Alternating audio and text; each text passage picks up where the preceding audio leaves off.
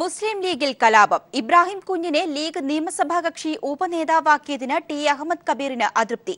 K T സ്വാലിക് ചേരുകയാണ് വിവരങ്ങളുമായി. സ്വാലിക്, കൂടുതൽ വിശദാംശങ്ങൾ. ഗ്രീഷ്മ, ഇന്നലെ നേതൃയോഗം മലപ്പുറത്ത് പാണക്കാട് തങ്ങളുടെ അധ്യക്ഷതയിൽ നടന്നത്. ഈ യോഗത്തിൽ വെച്ചാണ് എം കെ മുനീറിനെ നിയമസഭാ കമ്മിറ്റിയുടെ മുസ്ലിം ലീഗിന്റെ നിയമസഭാ കക്ഷി ലീഡറായി തെരഞ്ഞെടുത്തത്. വി കെ ഇബ്രാഹിം കുഞ്ഞിനെ, മുൻ മന്ത്രി കൂടിയായ ഇബ്രാഹിം കുഞ്ഞിനെ ഉപനേതാവായും തങ്ങൾ നിർദ്ദേശിക്കുകയുണ്ടായി. ഇതിനെതിരെയാണ് ഇപ്പോൾ T A Ahammed Kabeer, Mankada M L A ആണ്, അതോടൊപ്പം മുസ്ലിം ലീഗിന്റെ മുതിർന്ന നേതാവാണ്. ഇബ്രാഹിം കുഞ്ഞിന്റെ നാട്ടുകാരൻ കൂടിയാണ്, കളമശ്ശേരിക്കാരനാണ്. അദ്ദേഹം തന്നെ ഇതിനെതിരെ പരസ്യമായി ഇപ്പോൾ രംഗത്ത് വന്നിരിക്കുന്നു, എതിർപ്പ് അറിയിച്ചിരിക്കുന്നു. ഇന്നലെ എം കെ മുനീറിനെ നിയമസഭാ കക്ഷി ലീഡറായി തെരഞ്ഞെടുത്തത് ഐക്യകണ്ഠേനയായിരുന്നു. തങ്ങൾ പേര് നിർദ്ദേശിക്കുന്നു. ഇതോടെ മറ്റുള്ളവർ അംഗീകരിച്ചിരുന്നു. എന്നാൽ വി കെ ഇബ്രാഹിം കുഞ്ഞിനെ ഉപനേതാവ് സ്ഥാനത്തേക്ക് പേര് നിർദ്ദേശിച്ചതോടെ അഹമ്മദ് കബീർ തന്നെ എതിർത്തു. അതോടൊപ്പം മുതിർന്ന നേതാവായ അഡ്വക്കേറ്റ് എം ഉമ്മറും ഇതിനെതിരെ രംഗത്തെത്തുകയുണ്ടായി. ഇതേ തുടർന്ന് പാണക്കാട് ഹൈദരലി തങ്ങൾ ഓരോ എം എൽ എമാരെയും, മുസ്ലിം ലീഗിന്റെ 17 എം എൽ എമാരെയും ഒറ്റയ്ക്ക് വിളിച്ചു വരുത്തി അവരുടെ അഭിപ്രായം തേടുകയായിരുന്നു. മുസ്ലിം ലീഗിൽ അപൂർവമായ ഒരു നടപടിയാണ് മുസ്ലിം ലീഗിന്റെ യോഗത്തിൽ ഇത്. ഇങ്ങനെ ഓരോരുത്തരെ വിളിച്ചു വരുത്തി അഭിപ്രായം കേട്ടതിന് ശേഷമാണ് ഭൂരിപക്ഷം നോക്കി ഇബ്രാഹിം കുഞ്ഞിനെ ഉപനേതാവായി തെരഞ്ഞെടുത്തത്. അതേസമയം ടി എ അഹമ്മദ് കബീറിന്റെ പോസ്റ്റിൽ മാറ്റം വരുത്തിയതുമില്ല. അദ്ദേഹം സെക്രട്ടറിയായി തുടരുമെന്ന് യോഗത്തിന് ശേഷം തങ്ങൾ പ്രഖ്യാപിക്കുകയായിരുന്നു. യോഗം കഴിഞ്ഞ ഉടനെയും അദ്ദേഹം തന്റെ വിമർശനം അറിയിച്ചിരുന്നു. മുതിർന്ന നേതാവാണ്. അതോടൊപ്പം തന്നെ കളമശ്ശേരിയിൽ അദ്ദേഹം, ഇബ്രാഹിം കുഞ്ഞ് പാർട്ടി പ്രവർത്തനം തുടങ്ങുന്നതിന് മുമ്പ് തന്നെ ടി എ അഹമ്മദ് കബീർ മുസ്ലിം ലീഗിൽ സജീവമായിരുന്ന ആളാണ്. അദ്ദേഹത്തെ മറികടന്നത് ശരിയായില്ല എന്ന ഒരു നിലപാട് അഡ്വക്കേറ്റ് എം ഉമ്മറിനുമുണ്ട്. ഉമ്മർ ഇപ്പോൾ ചീഫ് വിപ്പ്, ഉമ്മറാണ് നിയമസഭാ കമ്മിറ്റിയുടെ വിപ്പ് സ്ഥാനം വഹിക്കുന്നത്. അതോടൊപ്പം കെ എം ഷാജിയെ ട്രഷററായും ഇന്നലെ യോഗം തെരഞ്ഞെടുത്തിരുന്നു. മുസ്ലിം ലീഗിൽ ഇത് വലിയ ഒരു ആശയക്കുഴപ്പം സൃഷ്ടിച്ചിരിക്കുന്നു എന്നതാണ് ഇബ്രാഹിം കുഞ്ഞിന്റെ ഉപനേതൃസ്ഥാനത്തേക്കുള്ള നിയമനം. തങ്ങൾ പേര് നിർദ്ദേശിച്ചത് വലിയ ഒരു അസ്വസ്ഥത ലീഗിനകത്ത് ഉണ്ടാക്കിയിരിക്കുന്നു. ഗ്രീഷ്മ. സ്വാലിക്, അഹമ്മദ് കബീർ ഇത് നേതൃത്വത്തിനെ ഔദ്യോഗികമായി അറിയിച്ചോ? നേതൃത്വത്തിന്റെ ഒരു പ്രതികരണം ഉണ്ടായിട്ടുണ്ടോ ഈ വിഷയത്തിൽ? ഗ്രീഷ്മ, മുസ്ലിം ലീഗിൽ സ്വാഭാവികമായി മുസ്ലിം ലീഗിന്റെ സംസ്ഥാന കമ്മിറ്റി ഒരു തീരുമാനമെടുക്കുന്നു. അല്ലെങ്കിൽ അതിന് മുകളിലായി പാണക്കാട് ഹൈദരലി തങ്ങളുടെ ഒരു നിർദ്ദേശമുണ്ട്. ഇതിനെ മറികടന്ന് ഒരു തീരുമാനം ലീഗിന്റെ എം എൽ എമാരോ മറ്റോ എടുക്കുന്നത് ഒരു സാധാരണ പതിവില്ല.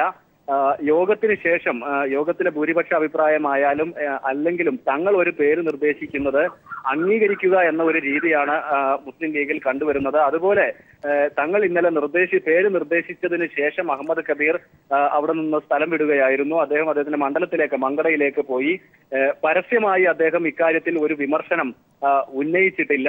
ഇത് ഔദ്യോഗികമായി അദ്ദേഹം നിയമസഭാ സെക്രട്ടറി സ്ഥാനം രാജിവെക്കുകയോ മറ്റോ ചെയ്യുകയില്ല എന്നാണ് നമുക്ക് മനസ്സിലാക്കാൻ കഴിയുന്നത്. ഏതായാലും പരസ്യമായി ഒരു വിമർശനം അദ്ദേഹം ഇക്കാര്യത്തിൽ ഉന്നയിച്ചിട്ടില്ല. അതുകൊണ്ട് തന്നെ നേതാക്കൾ ഇക്കാര്യത്തിൽ ഔദ്യോഗികമായി പ്രതികരണവും നടത്തിയിട്ടില്ല. ഗ്രീഷ്മ. കെ ടി സ്വാലിഹാണ് വിവരങ്ങൾ നൽകിയത്. സംസ്ഥാനത്ത് രജിസ്റ്റർ ചെയ്യുന്ന കേസുകളിൽ വൻ വർധനവ്. 7 ലക്ഷത്തിലേറെ കേസുകളാണ് ഒരു വർഷം കേരള പോലീസ് രജിസ്റ്റർ ചെയ്തത്. രാജ്യത്തെ രജിസ്റ്റർ ചെയ്യുന്ന മൊത്തം കേസുകളിൽ 10% സംസ്ഥാനത്താണ്. ഓരോ പോലീസ് സ്റ്റേഷനിലും 1000-ലേറെ കേസുകളാണ് പ്രതിവർഷം അന്വേഷിക്കുന്നത്. ഇന്ത്യയിലാകെ 75 ലക്ഷം കേസുകളാണ് ഒരു വർഷം പോലീസ് രജിസ്റ്റർ ചെയ്യുന്നത്. ഇതിൽ 7,30,000 കേസുകൾ കേരളത്തിലാണ്. അതായത് ജനസംഖ്യയിൽ 2.5% മാത്രമുള്ള കേരളത്തിലാണ് രാജ്യത്തെ 10% കേസുകളും. ഉത്തർപ്രദേശ് പോലുള്ള വലിയ സംസ്ഥാനങ്ങളിൽ ഇത് 2.5% മാത്രമാണ്. സ്വതന്ത്രമായും നിർഭയമായും പരാതി നൽകാനും കേസുകൾ രജിസ്റ്റർ ചെയ്യാനും കേരളത്തിലുള്ള സൗകര്യമാണ് ഈ കണക്കുകളിലൂടെ വ്യക്തമാകുന്നത്. സംസ്ഥാനത്ത് രജിസ്റ്റർ ചെയ്ത കേസുകളിൽ 90%-ലും അന്വേഷണം പൂർത്തിയാക്കി കുറ്റപത്രം നൽകുന്നുമുണ്ട്. നാഷണൽ ക്രൈം റെക്കോർഡ്സ് ബ്യൂറോയുടെ കണക്കനുസരിച്ച് കുറ്റപത്രം നൽകിയതിൽ ശിക്ഷ ലഭിക്കുന്നത് ദേശീയ തലത്തിൽ 45% കേസുകൾക്ക് മാത്രമാണ്. എന്നാൽ കേരളത്തിൽ ഇത് 79%. CBIയുടേത് 68% മാത്രവും. സൈബർ കുറ്റകൃത്യങ്ങളടക്കം അടുത്തിടെയുണ്ടായ പ്രധാന കേസുകളിലെല്ലാം ദിവസങ്ങൾക്കകം പ്രതികളെ പിടികൂടാൻ കേരള പോലീസിന് സാധിച്ചു. ഓരോ പോലീസ് സ്റ്റേഷനിലും 1000 മുതൽ 1200 കേസുകളാണ് പ്രതിവർഷം അന്വേഷിക്കുന്നത്. ജനസംഖ്യാനുപാതികമായി ആവശ്യത്തിന് പോലീസുകാരില്ലെന്ന പരിമിതി മറികടന്നാണ് ഈ പ്രവർത്തനം. പരമാവധി 40 പേരാണ് ഓരോ പോലീസ് സ്റ്റേഷനിലും 24 മണിക്കൂർ ഡ്യൂട്ടിക്കായുള്ള അംഗബലം. കേസ് രജിസ്റ്റർ ചെയ്യുന്നതിലെയും ശിക്ഷ നൽകുന്നതിലെയും ഉയർന്ന നിരക്ക് കേരള പോലീസിന്റെ അന്വേഷണ മികവിന്റെയും മികച്ച പ്രവർത്തനത്തിന്റെയും തെളിവാണ്. News bureau, Thiruvananthapuram. നീതി ആയോഗിന്റെ ഗവേണിംഗ് കൌൺസിൽ യോഗം ദില്ലിയിൽ പുരോഗമിക്കുന്നു. മുഖ്യമന്ത്രി പിണറായി വിജയൻ യോഗത്തിൽ പങ്കെടുക്കുന്നുണ്ട്. പ്രധാനമന്ത്രി അധ്യക്ഷനാകുന്ന യോഗം അടുത്ത 15 വർഷത്തെ വികസന പരിപാടികളുടെ രൂപരേഖയായ വിഷൻ 2030 അന്തിമരൂപം നൽകും. 2012-2017 വരെയുള്ള പഞ്ചവത്സര പദ്ധതികളുടെ കാലാവധി ഇക്കഴിഞ്ഞ മാർച്ച് 31 പൂർത്തിയായി. പകരം നീതി ആയോഗിന്റെ മേൽനോട്ടത്തിൽ വിഷൻ 2030 എന്ന പേരിൽ 15 വർഷത്തെ പദ്ധതികൾ തയ്യാറാക്കിയിട്ടുണ്ട്. ഇന്ന് ചേരുന്ന യോഗത്തിൽ നീതി ആയോഗ് അധ്യക്ഷൻ അരവിന്ദ് പനാഗരിയ പദ്ധതി വിശദീകരിക്കും. പ്രധാനമന്ത്രി നരേന്ദ്രമോദി അധ്യക്ഷത വഹിക്കുന്ന യോഗത്തിൽ കേരള മുഖ്യമന്ത്രി പിണറായി വിജയൻ അടക്കം 13 മുഖ്യമന്ത്രിമാരും 5 ഉപമുഖ്യമന്ത്രിമാരും പങ്കെടുക്കുന്നു. ത്രിവത്സര വികസന പദ്ധതികളും നീതി ആയോഗ് മുന്നോട്ട് വയ്ക്കുന്നുണ്ട്. GST നടപ്പിലാക്കുന്നതിന് മുമ്പുള്ള മുഖ്യമന്ത്രിമാരുടെ യോഗമെന്ന പ്രത്യേകതയുമുണ്ട്. അതുകൊണ്ട് തന്നെ ചരക്ക് സേവന നികുതിയും ചർച്ചയാകും. News bureau, Delhi. കോഴിക്കോട് എലത്തൂരിൽ ട്രെയിൻ തട്ടി അമ്മയും 3 പെൺകുട്ടികളും മരിച്ചു. പുതിയങ്ങാടി കോയ റോഡിന് സമീപമാണ് സംഭവം. മരിച്ചവരെ ഇതുവരെ തിരിച്ചറിഞ്ഞിട്ടില്ല. അമ്മയുടെയും 10, 12, 8 വയസ്സ് പ്രായം തോന്നിക്കുന്ന 3 പെൺകുട്ടികളുടെയും മൃതശരീരങ്ങളാണ് കോഴിക്കോട് പുതിയങ്ങാടി പള്ളിക്കണ്ടി റെയിൽവേ ട്രാക്കിൽ കണ്ടത്. ആത്മഹത്യയെന്നാണ് കരുതപ്പെടുന്നത്. രാവിലെ 6 മണിയോടെയായിരുന്നു സംഭവം. ഞാൻ രാവിലെ 5 മണിക്ക് വന്ന് പള്ളിയിലേക്ക് പോകുമ്പോൾ സംഭവം നടക്കുന്നില്ല. അപ്പോൾ 5 മണിക്ക് ഞങ്ങൾ പ്രാർത്ഥന കഴിഞ്ഞ് 6:45 ഒരു ഫോൺ വന്ന് പിന്നെ സംഭവിച്ചിട്ടുണ്ട്. ഞാൻ ഓടി വന്ന് അപ്പോൾ 4 ബോഡി അവിടെ ഉണ്ട്. ഇതേ ഉള്ളൂ. അപ്പോൾ 5 മണിക്ക് ശേഷം സംഭവിച്ചായിരിക്കും. ഒരു 6 മണി അടുക്ക് സംഭവിച്ചതാണ്. മരിച്ചവരെ ഒന്നും തന്നെയും ഇതുവരെയും തിരിച്ചറിഞ്ഞിട്ടില്ല. പ്രദേശവാസികൾ അല്ല എന്നാണ് പോലീസ് കരുതുന്നത്. ഇൻക്വസ്റ്റ് നടപടികൾ പൂർത്തിയാക്കി പോസ്റ്റ്മോർട്ടത്തിനായി മൃതദേഹം കോഴിക്കോട് മെഡിക്കൽ കോളേജ് ആശുപത്രിയിലേക്ക് കൊണ്ടുപോയി. News bureau, Kozhikode. മോഹൻലാലിനെ ട്വിറ്ററിലൂടെ അപമാനിച്ച ബോളിവുഡ് നിരൂപകൻ KRK മാപ്പ് പറഞ്ഞു. മോഹൻലാലിനെ കുറിച്ച് തനിക്ക് വ്യക്തമായി അറിയില്ലായിരുന്നുവെന്നും ലാൽ മലയാളത്തിന്റെ സൂപ്പർ സ്റ്റാറാണെന്നും KRK ട്വിറ്ററിൽ കുറിച്ചു. മോഹൻലാലിനെ ചോട്ടാ ഭീം എന്ന് വിളിച്ചു പരിഹസിച്ച ബോളിവുഡ് നടനും ചലച്ചിത്ര നിരൂപകനുമായ കമാൽ ആർ ഖാൻ മാപ്പ് പറഞ്ഞു. വിമർശനവുമായി മലയാളികളും ചലച്ചിത്ര പ്രവർത്തകരും രംഗത്തെത്തിയതോടെയാണ് പരിഹാസം പിൻവലിച്ച് മാപ്പ് പറയുന്നതായി KRK പറയുന്നത്. ട്വിറ്ററിലാണ് KRKയുടെ ഖേദപ്രകടനം.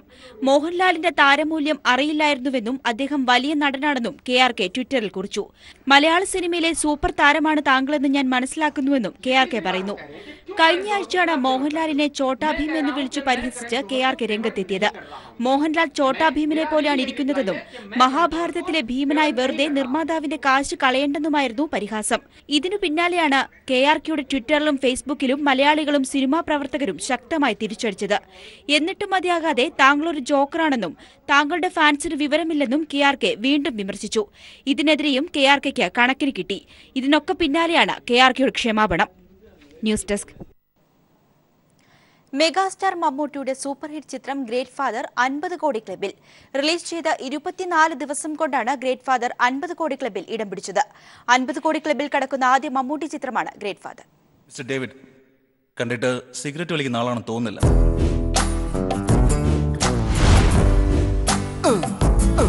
Where the smoke is going up, and nothing really matters. 50 കോടി ക്ലബിന്റെ ഗ്ലാമറിലേക്ക് മലയാളത്തിന്റെ മെഗാതാരം മമ്മൂട്ടിയും കടന്നിരിക്കുകയാണ്. ബോക്സ് ഓഫീസിൽ പുത്തൻ തരംഗങ്ങൾ തീർത്ത ഗ്രേറ്റ് ഫാദറാണ് 50 കോടി ക്ലബിൽ ഇടം പിടിച്ച ആദ്യ മമ്മൂട്ടി ചിത്രമായി റെക്കോർഡ് ബുക്കിൽ സ്ഥാനം നേടിയത്. റിലീസ് ചെയ്ത് 24-ാം ദിനത്തിലാണ് ഗ്രേറ്റ് ഫാദർ 50 കോടി കടന്നത്. ആദ്യ ദിനം 4.31 കോടി രൂപ നേടി റെക്കോർഡ് ഇനീഷ്യൽ കളക്ഷനുമായി കുതിപ്പ് തുടങ്ങിയ ഗ്രേറ്റ് ഫാദർ ഗൾഫിലും പുതിയ തരംഗങ്ങൾ തീർത്തിരുന്നു. യൂറോപ്പിലും ചിത്രമെത്തുന്നതോടെ കളക്ഷനിൽ വീണ്ടും മുന്നേറ്റമുണ്ടാകുമെന്ന പ്രതീക്ഷയിലാണ് ചിത്രത്തിന്റെ അണിയറക്കാരായ ഓഗസ്റ്റ് സിനിമാസ്. അതിവേഗത്തിൽ 20 കോടി കളക്ട് ചെയ്ത ചിത്രമെന്ന റെക്കോർഡും ഗ്രേറ്റ് ഫാദറിന്റെ പേരിൽ തന്നെയാണ്. 5 ദിവസം കൊണ്ടാണ് ഗ്രേറ്റ് ഫാദർ 20 കോടി കടന്നത്. ഓഗസ്റ്റ് സിനിമാസിന്റെ ബാനറിൽ നവാഗതനായ ഹനീഫ് അദേനി സംവിധാനം ചെയ്ത ഗ്രേറ്റ് ഫാദർ മമ്മൂട്ടിയുടെ സ്റ്റൈലിഷ് ലുക്ക് കൊണ്ടും കാലിക പ്രസക്തിയുള്ള പ്രമേയം കൊണ്ടുമാണ് പ്രേക്ഷകരെ കീഴടക്കിയത്.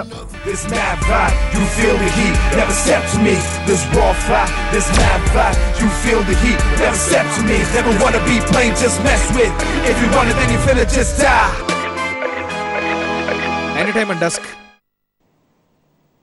പുതിയ അധ്യക്ഷനെ തിരഞ്ഞെടുക്കുന്നതിലെ തർക്കം രൂക്ഷമായതിനെ തുടർന്ന് കേരള നേതാക്കളുടെ അടിയന്തര യോഗം രാഹുൽ ഗാന്ധി വിളിച്ചു. 26-ാം തീയതി ദില്ലിയിൽ വെച്ച് യോഗം ചേരും. ജില്ലാ അധ്യക്ഷന്മാർ മുതൽ മുഴുവൻ നേതാക്കളെയും ദില്ലിയിലേക്ക് വിളിപ്പിച്ചിട്ടുണ്ട്. സംഘടനാ തെരഞ്ഞെടുപ്പ് പ്രഖ്യാപിക്കപ്പെട്ട ശേഷം സംസ്ഥാനത്ത് രൂക്ഷമായ ഗ്രൂപ്പ് പോരിന്റെ പശ്ചാത്തലത്തിലാണ് കോൺഗ്രസ് ഉപാധ്യക്ഷൻ അടിയന്തര യോഗം വിളിച്ചു ചേർക്കുന്നത്. താൽക്കാലിക അധ്യക്ഷനെ മാറ്റി സ്ഥിരം അധ്യക്ഷനെ നിയമിക്കണമെന്ന ആവശ്യമുണ്ടെങ്കിലും പകരമാരെന്ന ചോദ്യത്തിന് ഉത്തരമായിട്ടില്ല. ദില്ലി കേന്ദ്രീകരിച്ച് പ്രവർത്തിക്കുന്ന നിരവധി നേതാക്കളും അധ്യക്ഷ സ്ഥാനം ലക്ഷ്യമിട്ട് രംഗത്തുണ്ട്. 26-ന് രാഹുൽ ഗാന്ധി വിളിച്ചു ചേർത്തിരിക്കുന്ന യോഗത്തിൽ നിയമസഭാ കക്ഷി നേതാവ് രമേശ് ചെന്നിത്തല, ജില്ലാ പ്രസിഡന്റുമാർ, അധ്യക്ഷൻ MM ഹസൻ തുടങ്ങിയവർ പങ്കെടുക്കും.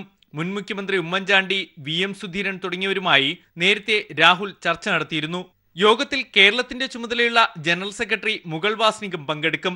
പുതിയ അധ്യക്ഷന് വേണമെന്ന കാര്യത്തിൽ AI ഗ്രൂപ്പുകൾ ചേരിതിരിഞ്ഞു നിൽക്കുന്നു. സമവായമുണ്ടാക്കാനുള്ള ശ്രമത്തിലാണ് high command. News bureau, Delhi. Devikulam sub collector IAS എന്ന അക്കൌണ്ടിൽ ഫേസ്ബുക്കിൽ വരുന്ന വാർത്തകളുമായി തനിക്ക് ബന്ധമില്ലെന്ന് ദേവികുളം സബ് കളക്ടർ ശ്രീറാം വെങ്കിട്ടരാമൻ ഔദ്യോഗിക ഫേസ്ബുക്ക് അക്കൌണ്ടിലാണ് നിലപാട് വ്യക്തമാക്കിയത്. വ്യാജ അക്കൌണ്ട് നിർത്തലാക്കണമെന്ന് ഫേസ്ബുക്ക് അധികൃതരെ അറിയിച്ചിട്ടുണ്ടെന്നും അദ്ദേഹം പറഞ്ഞു. IAS IPS ഉദ്യോഗസ്ഥരെ ആക്ഷേപിക്കുന്നത് ശരിയല്ലെന്ന് പ്രതിപക്ഷ നേതാവ് രമേശ് ചെന്നിത്തല. മന്ത്രി MM മണി തുടരണോ എന്ന് തീരുമാനിക്കേണ്ടത് മുഖ്യമന്ത്രിയാണെന്നും ചെന്നിത്തല ഒറ്റപ്പാലത്ത് പറഞ്ഞു. അല്ല, അത് മുഖ്യമന്ത്രി തീരുമാനിക്കേണ്ട കാര്യമാണ്. ഏതായാലും ഇത്തരം സത്യപ്രതിജ്ഞ ലംഘനം നടത്തുക, IAS IPS ഉദ്യോഗസ്ഥന്മാർക്കെതിരെ വളരെ മോശമായ പരാമർശങ്ങൾ നടത്തുക, ഇത്തരം ഒരു മന്ത്രിക്ക് ചേർന്ന നടപടിയല്ല. ഇതൊന്നും ഒരിക്കലും അംഗീകരിക്കാൻ കഴിയുന്ന കാര്യമല്ല. കാര്യങ്ങൾ മുഖ്യമന്ത്രി അത് ഗൗരവമായി ആലോചിക്കേണ്ട ഒരു കാര്യമാണ്. കാരണം ഇങ്ങനെ IASകാരെ ഇത്തരം വളരെ മേശമായ നിലയിലുള്ള പരാമർശങ്ങൾ നടത്തുന്നത് വളരെ ദൗർഭാഗ്യകരമാണ്. സബ് കളക്ടർക്കെതിരായ മന്ത്രി MM മണിയുടെ പ്രതികരണം ജനാധിപത്യ മര്യാദയ്ക്ക് നിരക്കാത്തതാണെന്ന് KPCC അധ്യക്ഷൻ MM ഹസൻ. CPIM CPI തർക്കം കയ്യേറ്റക്കാരെ സഹായിക്കാനാണെന്നും ഇത് ഭരണസ്തംഭനത്തിനിടയാക്കുമെന്നും ഹസൻ ഒറ്റപ്പാലത്ത് പറഞ്ഞു. കോൺഗ്രസ് മന്ത്രി ഇങ്ങനെ സംസാരിക്കുന്നത് നമ്മുടെ ജനാധിപത്യ വ്യവസ്ഥയ്ക്കും മന്ത്രിസഭയ്ക്കും അന്തസ്സിന് ചേർന്നതാണോ? ഒരു മന്ത്രിയല്ലേ ഇങ്ങനെയാണോ സംസാരിക്കുന്നത്? പക്ഷേ അദ്ദേഹം ആയതുകൊണ്ട് 1, 2, 3 ഭാഷയിലേ സംസാരിക്കൂ. അങ്ങനെ അറിഞ്ഞ ആളിലല്ലേ ഇവിടെ മന്ത്രിയാക്കി വെച്ചിരിക്കുന്നത്.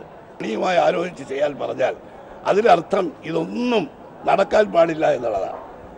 CPM-ഉം മുഖ്യമന്ത്രിയും കയ്യേറ്റക്കാരെ, പാർട്ടിക്കാരായ കയ്യേറ്റക്കാരെ സഹായിക്കുന്നില്ല, മറയിൽ വൻകിട കയ്യേറ്റക്കാരെ സഹായിക്കുന്ന ഒരു സമീപനമാണ് ഇപ്പോൾ എടുത്തിട്ടുള്ളത്. കമ്മ്യൂണിസ്റ്റ് പാർട്ടികൾ തമ്മിലുള്ള വാക്കേറ്റം കയ്യേറ്റക്കാരെ സഹായിക്കാനാണ് ഇപ്പോൾ ഉപകരിക്കുന്നത്.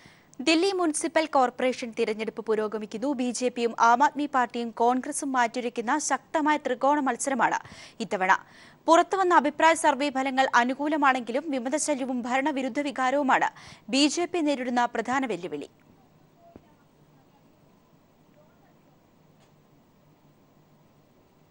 വയനാട്ടിൽ വർദ്ധിച്ച ചൂട് ടൂറിസം മേഖലയെയും തളർത്തുന്നു. കഴിഞ്ഞ 3 മാസങ്ങളിൽ വയനാട്ടിലെത്തിയ സഞ്ചാരികളുടെ എണ്ണത്തിൽ മുൻകാലങ്ങളെ അപേക്ഷിച്ച് കുറവുണ്ടെന്നാണ് കണക്കുകൾ. സീസണായിട്ടും ഇതര സംസ്ഥാനങ്ങളിൽ നിന്നുള്ള വിനോദസഞ്ചാരികളടക്കം കുറഞ്ഞിട്ടുണ്ട്. മേഖല കഴിഞ്ഞാൽ ജില്ലയിലെ ഏറ്റവും വലിയ വരുമാന മാർഗം ടൂറിസം മേഖലയാണ്. പൂക്കോട്, കുറുവ, ബാണാസുര സാഗർ, കർലാട്, എടയ്ക്കൽ തുടങ്ങിയവയാണ് പ്രധാന വിനോദസഞ്ചാര മേഖലകൾ. ഇവിടങ്ങളിലെല്ലാം മാർച്ച്, ഏപ്രിൽ മാസങ്ങളിൽ സഞ്ചാരികളുടെ എണ്ണത്തിൽ വലിയ കുറവുണ്ടായതായാണ് കണക്കുകൾ. പകൽ സമയങ്ങളിലെ കനത്ത ചൂട് ടൂറിസം സീസണായിട്ടും മേഖലയെ പിന്നോട്ടടുപ്പിച്ചു. മുത്തങ്ങ, തോൽപ്പെട്ടി, ചേമ്പ്ര, സൂചിപ്പാറ എന്നിവിടങ്ങൾ കാട്ടുതീ ഭീഷണി കാരണം അടച്ചിട്ടിരിക്കുകയാണ്. കുറുവ ദ്വീപ് ഉച്ചവരെ മാത്രമാണുള്ളത്. നോട്ട് നിരോധനം സൃഷ്ടിച്ച ആഘാതത്തിൽ നിന്ന് തിരിച്ചു കയറുന്നതിനിടെയാണ് ടൂറിസം മേഖല മറ്റൊരു പ്രതിസന്ധിയെ നേരിടുന്നത്. മാർച്ച് 1 മുതൽ 31 വരെ പൂക്കോട് തടാകത്തിലെത്തിയത് 43,807 പേരാണെങ്കിൽ കഴിഞ്ഞ മാർച്ചിൽ ഇത് 50,000-ലധികമായിരുന്നു. ഉത്തരേന്ത്യയിൽ നിന്നുള്ള സഞ്ചാരികളിലാണ് വലിയ കുറവുള്ളത്. ജില്ലയിലെ നിലവിലെ താപനില 32.5 ഡിഗ്രി സെൽഷ്യസ് ആണ്. 7 വർഷം മുൻപ് ഇത് 27 ഡിഗ്രി സെൽഷ്യസ് മാത്രമായിരുന്നു. വയനാടിന്റെ പാരിസ്ഥിതിക പ്രാധാന്യമാണ് വിനോദസഞ്ചാരികളെ ആകർഷിക്കുന്നത്. അത് ക്രമേണ നഷ്ടപ്പെടുന്നതോടെ ജില്ലയിലെ ടൂറിസം മേഖലയുടെ ഭാവി സുരക്ഷിതമല്ലാതായി തീരും. News bureau, Wayanad.